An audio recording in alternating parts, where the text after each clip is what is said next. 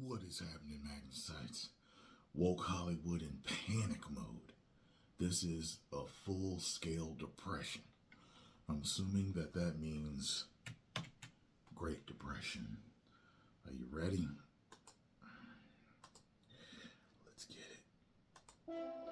nerdrotic.com. Greetings, you over 1 million awakening wonders. Thank you Good very job, much. man. You know, there are warnings as old as time. By the way, congratulations to you and the drinker getting on. Pierce Morgan. I wanted to say Pierce Bronson. Pierce Morgan. I was really happy to see you guys there. Watched the whole thing. Good job. Don't talk about politics at the dinner table. Look both ways before you cross the street. Don't run with scissors. Don't drive drunk. Don't date a woke white woman. And our good friends at Hollywood have ignored the equivalent of all of those. Don't hire activists. Don't go on strike to hasten an industry contraction. Don't make the paying customer your enemy. Don't buy billion-dollar intellectual properties with built-in fandoms and then piss off those fandoms immediately by subverting their favorite characters. Lord Vader, damn prepare right. to meet your maker. But, at least for now, it looks like the 8-year Hollywood wocaine bender has finally come to an end. Dad, who recently transitioned from mom, has bailed it out of jail and it's on its way to a swanky Malibu rehab. And in this analogy, while woke Hollywood is going over the error of its ways, its friends, the gaming industry and Eastern entertainment, are moving in on its girlfriend, the market share. Something that Eastern entertainment in particular was able to take advantage of because the woke addict Hollywood decided not to work for a half a year. And now the results are in. Hollywood contraction hits entertainment executive jobs. Quote, "This is a full-scale depression," unquote. Oh no. Anyway, last week, From Deadline, for Hollywood, Q1 was a bust. Will CinemaCon bring Q2 hope? Spoilers, no, but I may be at CinemaCon. Can't wait to meet Movie Bob. Now, often when I go over these navel-gazing Access Media articles, while they make some good points, I have to fill in the blanks, like Hollywood and entertainment is being murdered by the message, but there's something different about this one. All due respect to Godzilla, but the first quarter of this year was a bust for Hollywood. There's no getting around it. The news read like an April Fool's joke without a punchline. To be fair, I don't know if April Fool's Day is necessary anymore, especially here in Western civilization. Every day is April Fool's Day, especially in Hollywood and entertainment, and I'll give you an example of that later. Disney gave up its fight with Florida, better to face its battle with investor Nelson Peltz. Paramount's global debt is down to junk, and Paramount Plus is weirdly removing some of its hotter kids titles from the streaming mix. Just some speculation here. Maybe Paramount Plus is starting to distance themselves from certain Nickelodeon shows over a certain documentary. Forgot about that. yes, that was See? poorly handled. Yeah. AMC is scratching for cash and peddling stock. The Alamo Drafthouse chain is for sale, and that actually sucks because I like the Alamo. Never heard of Drafthouse. them. At the box office, Q1's big hit was part 2 of a reimagining of a science fiction novel that ran hot when I was in the 8th grade. Well, we must be around the same age. In other words, a long time ago.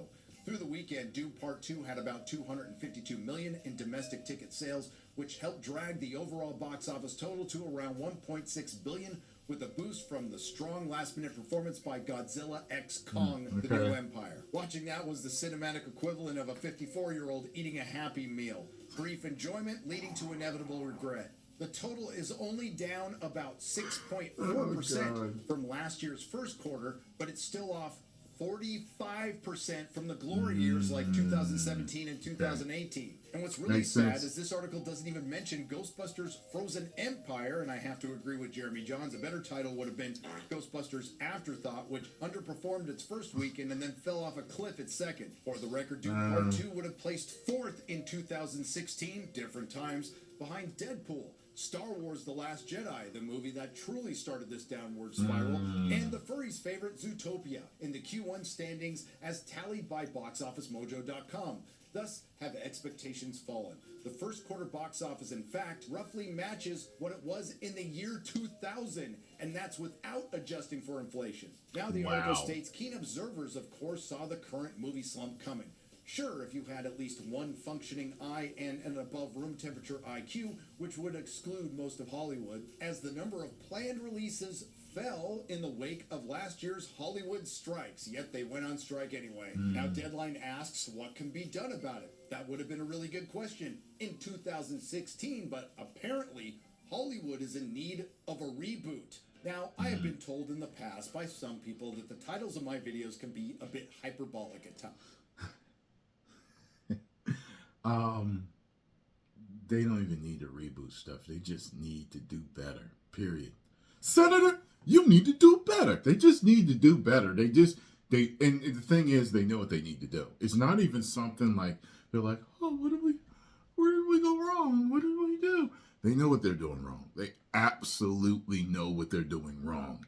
Every single studio, every single gaming studio, every single writer, actor, director, producer, CEO, they literally all know exactly what they're doing wrong. They just need to stop pushing it and go back to doing what worked. For example, Disney is in full panic mode, but this next paragraph really exemplifies their desperation and shows that Hollywood is in full panic mode. Maybe some answers will actually surface next week in Las Vegas when theater owners meet for their annual CinemaCon convention. Granted, Caesar's Palace isn't normally where you turn for deep soul-searching and strategic vision, but the great industry reboot has to start somewhere. Bit of a shocker coming from Deadline, who, along with all... Maybe the great industry reset is what needs to be done. Oh, God, this is so sad.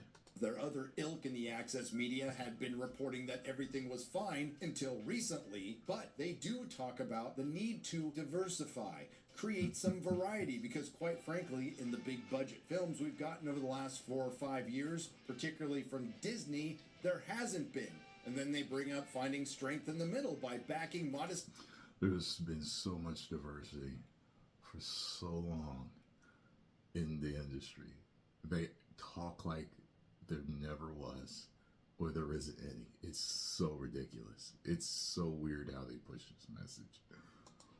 Budgeted movies like The Holdovers and Megan or Godzilla Minus One, although that's not from Hollywood. And then they bring up Angel Studios and don't put it in a negative light.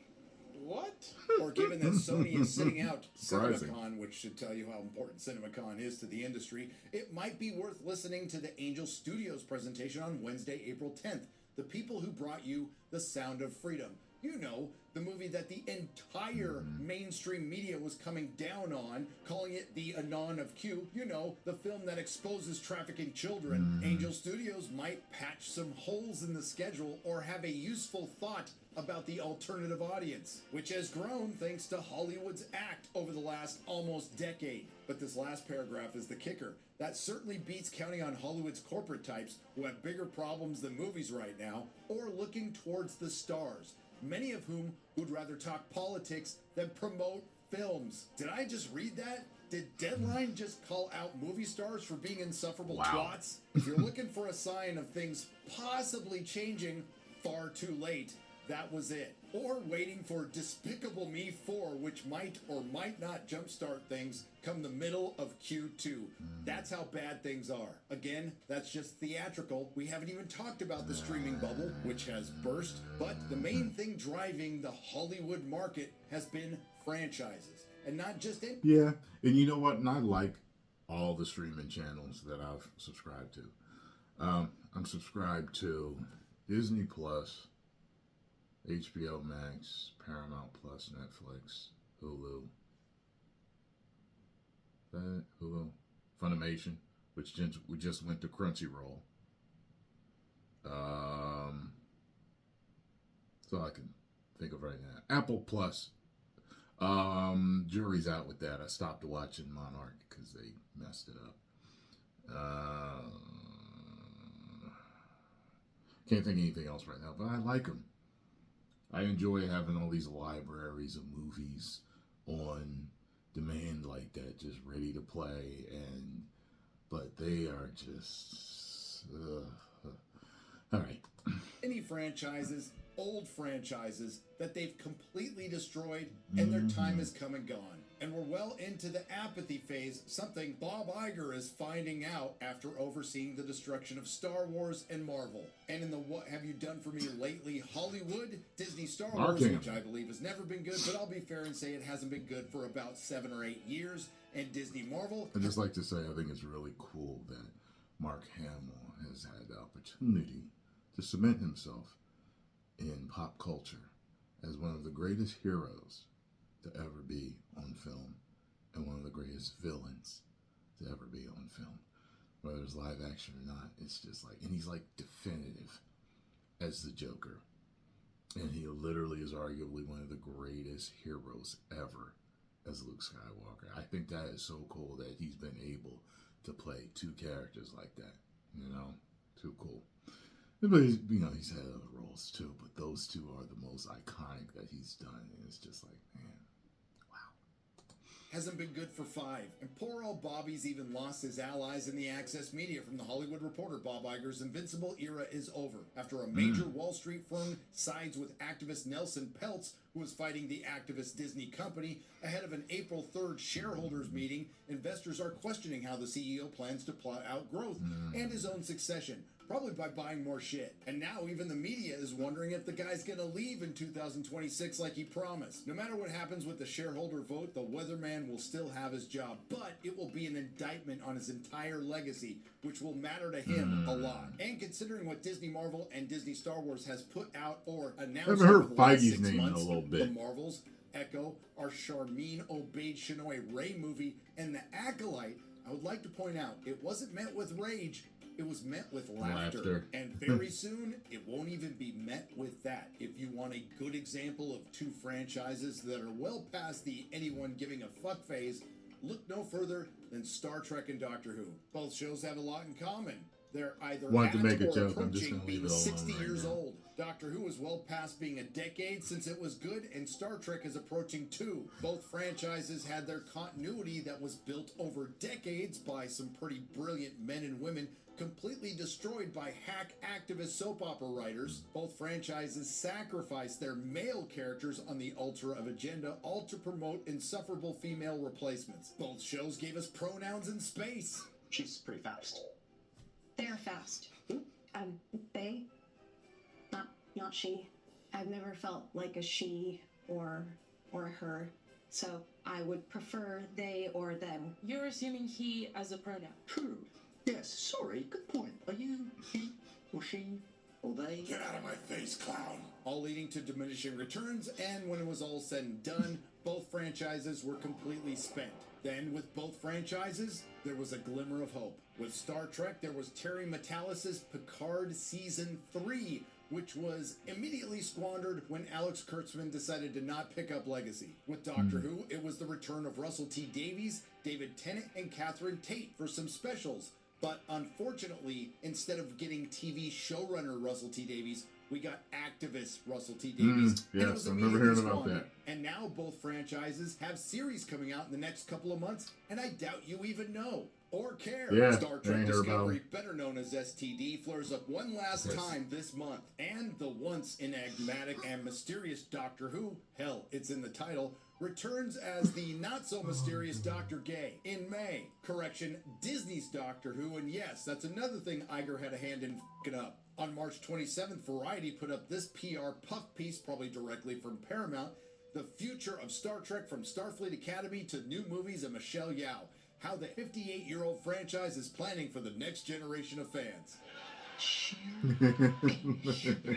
Just a few hours later, in the Hollywood Reporter, we get this. Paramount Global debt cut to junk status by S&P Global. And just days before Doctor Who released another cringe trailer and announced their episode titles for the upcoming season, Russell T. Davies said this. I think Doctor Who would have to become a co-production. There's no way the BBC is going to fund that. You've also got to look in the long term at the end of the BBC, which is somehow, surely, undoubtedly on its way in some shape or form. And after watching the abysmal Ghostbusters movie and Roadhouse back-to-back, where the only redeeming thing was Conor McGregor's horrific acting. Don't be like that. Here, I got a tip for you. Don't let no one get He was this super close. extra in that movie. Hollywood isn't just out of ideas, they're out of recycled ideas. And let's be real, most of these franchises weren't franchises at all. They were one film, some were maybe two, and most, if not all, were of their time. And the ones that were legitimate franchises that could have lasted forever, unfortunately won't. Their best days are far behind them, partially, if not mostly, due to incompetent hacks writing different variations of the sad old legacy character teamed up with a girl boss who by the end of the film shows him the error of his ways, teaches him how to live, laugh, and love right before he dies. Well, I'm surrounded by idiots. No. Yeah, creative bankruptcy and corporatism to the mix, and that's a recipe for disaster. But hey, maybe I'm wrong. Maybe I'm blowing things out of proportion. Let's take a look at the remaining release list for 2024, which features 17 variations of prequels, sequels, and reboots. Of course, we know about Deadpool 3 and Joker 2, but here's the rest. Furiosa, a Mad Max, of prequels, sequel. Bad Boy. Let me see. Go back a little bit further here. Out of proportion. Let's take a look at the remaining. Let's take a look, sir. Night Swim. That sounds familiar. I think I would check that out. Argyle, I heard about that being really bad. I already saw Madam Web and 2.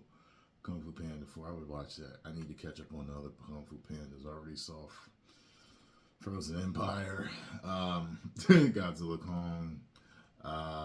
If don't know about that Furiosa, maybe I'll check it out. Kingdom of the Planet of the Apes, definitely want to check that out. Ballerina, John Wick spinoff. Did I see a trailer for that? That don't sound familiar to me. Bad Boys 4, Inside Out 2, Quiet Place Day 1, definitely.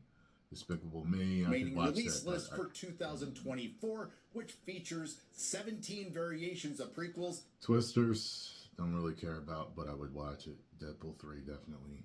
Borderlands, Alien Romulus, yes. Craven the Hunter, yes, for me. A lot of people are saying this is going to be horrible. The trailer worked for me. Also, the Ghostbusters that everyone hated with 4 chicks, I loved their trailer. I was ready to laugh my behind off. It ended up being horrible to me. Just like everybody else called it to be. A lot of people are calling this to be bad. I don't know. I'm going to give it a shot. I like Craven. I like the portrayal they showed. We'll see. Beetlejuice, I still need to see the first one. Don't know if that's going to be good. Sequels and reboot. Transformers 1.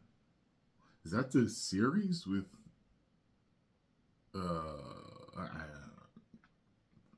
Chris Evans? I don't know. Joker, I don't know if that's going to work at all as a musical. It works for the insanity of the character. Like, I get it. I don't know if this is going to work. Venom 3, I'm interested. Gladiator 2, I'm interested in.